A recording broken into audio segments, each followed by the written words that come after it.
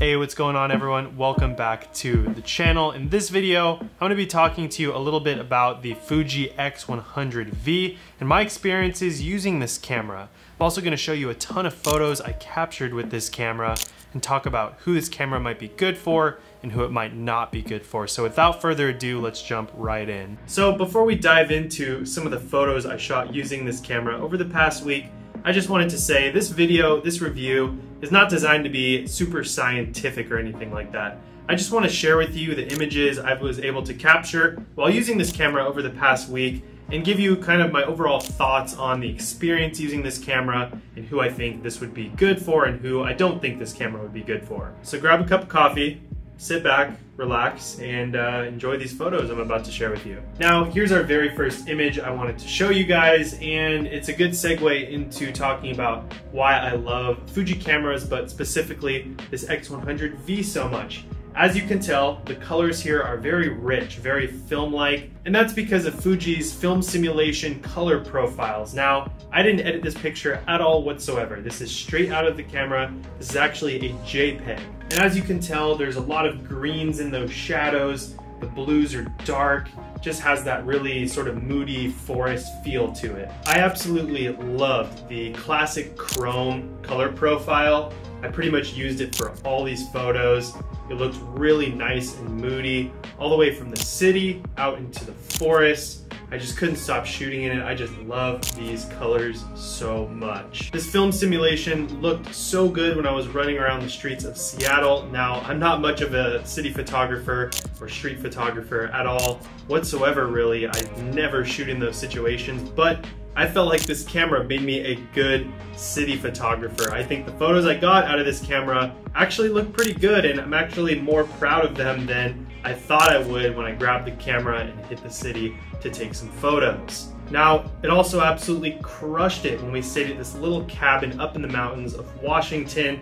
It had the perfect moody forest tones and vibe that I was going for. And again, the fact that these are all literally straight out of camera, not edited at all, is mind-blowing. Now, as you might be able to see in some of these photos, the dynamic range is actually really impressive.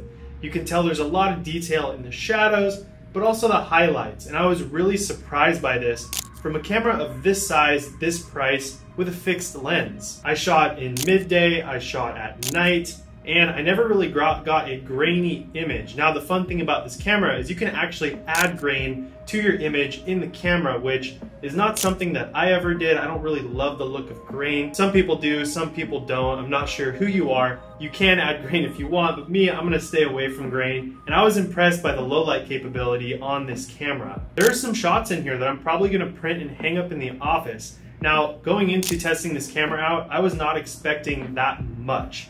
I'm kind of blown away how good these photos look for, again, the size of this little camera. Who do I think the X100V is a good camera for? Well, I don't think it's going to be great for you if you're looking for a first camera. I think there's other options on the market that cost a lot less. I believe this camera is around $1,500 that are going to give you all the same features that allow you to learn the fundamentals of photography and get great shots. For someone just learning, if that's you, I would honestly recommend getting a camera body with interchangeable lenses so you can learn about focal lengths and how different lenses affect your image in different ways. So with that being said, I think this camera is amazing for someone who's been into photography or video for a little while, and the X100V is not going to be your primary camera. If you're looking for a secondary camera, something that's just going to be a ton of fun to shoot on, that's going to be small and not have a huge footprint in your bag or even your pocket, then I think you're really going to love this camera by Fuji. Let me put it this way. It's basically like shooting film with an endless amount of shots. Film people, don't get mad at me. I know it's not exactly the same. It's just sort of a reference. But honestly, these photos look very similar to film photos I've shot in the past,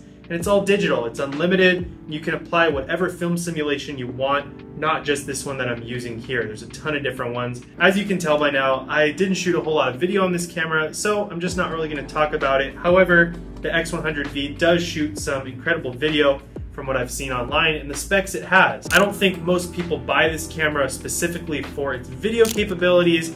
I definitely think it's more of a photo forward first hybrid, that's a tongue twister, but you get what I'm trying to say. All in all, I had so much fun shooting on the X100V in a situation that I would normally, again, be shooting on my iPhone. I got really good images that I just would have never got if I didn't have this camera, because I probably wouldn't have lugged my Sony around with me to get these photos. I highly encourage you, if you're on the fence about this camera, to just go and buy it. You're gonna love it. It's so much fun. It looks cool. It looks retro. It's gonna be a great prop in your photos, if nothing else. Now, I'm kind of kidding about that last part. Don't just buy a $1,500 paperweight. Actually take photos on this camera, but you know that I don't have to tell you. If you enjoyed this video, make sure to hit that little thumbs up button. I would just appreciate it. Hit the subscribe button if you want to see more. And until the next time, keep creating, keep just enjoying the process. I'll see you in the next one. Peace.